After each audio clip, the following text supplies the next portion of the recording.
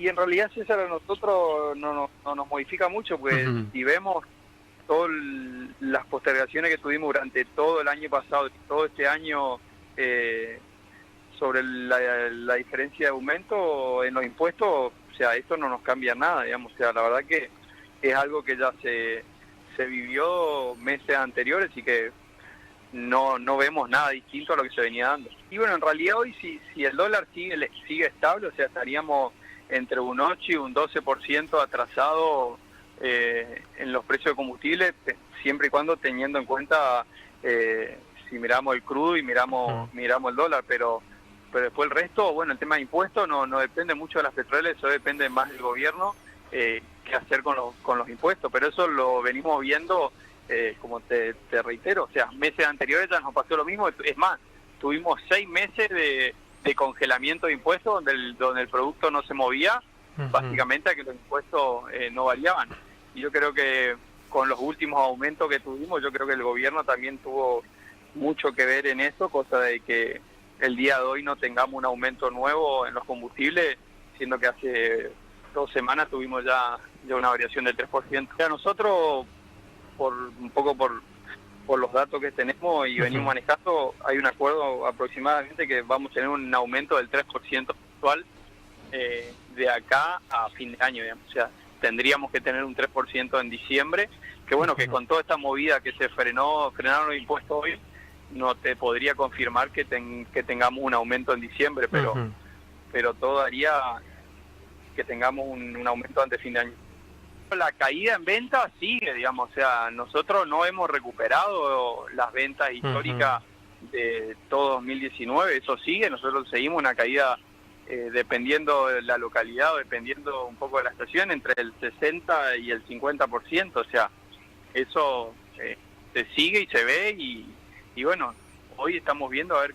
qué pasa con los precios y bueno, tuvimos un acuerdo salarial el día de ayer y bueno,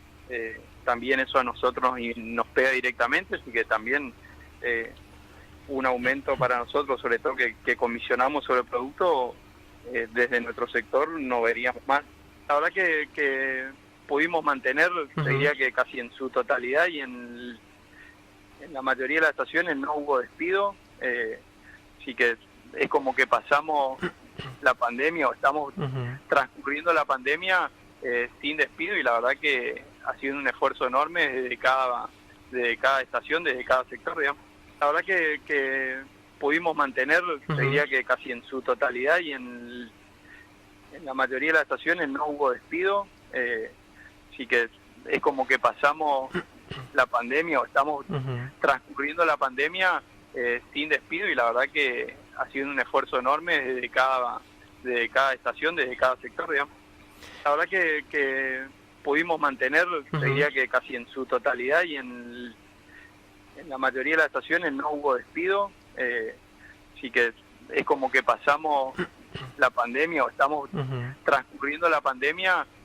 sin despido y la verdad que ha sido un esfuerzo enorme desde cada estación, desde cada sector, digamos. Nosotros, para que vos tengas una idea, que esto ya lo hablamos, tuvimos una caída entre marzo y abril del 90%. Y hoy recuperamos un 40%, o sea, hoy estamos entre el 40 y el 60% en caída, entre el 50 y el 60 más o menos en caída. Y bueno, y eso se vio todo un poco a que se abrieron algunas actividades, y bueno, pero la realidad es que, bueno, no hubo actividad escolar, no hubo actividad cultural, no hubo ningún tipo, y eso genera un movimiento en la ciudad y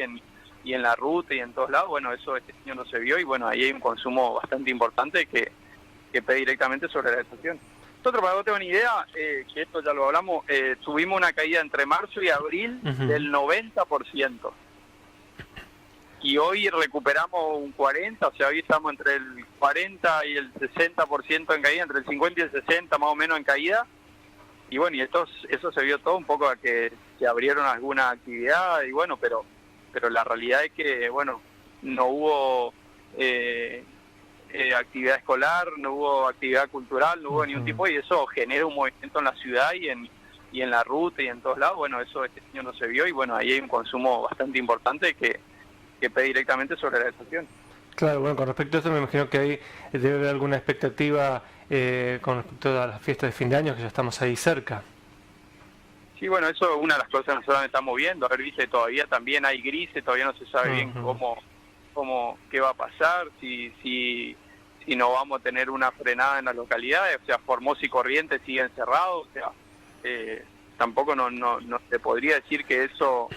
que haya una apertura ahora entre Navidad y Año Nuevo y que eso se traslade al consumo.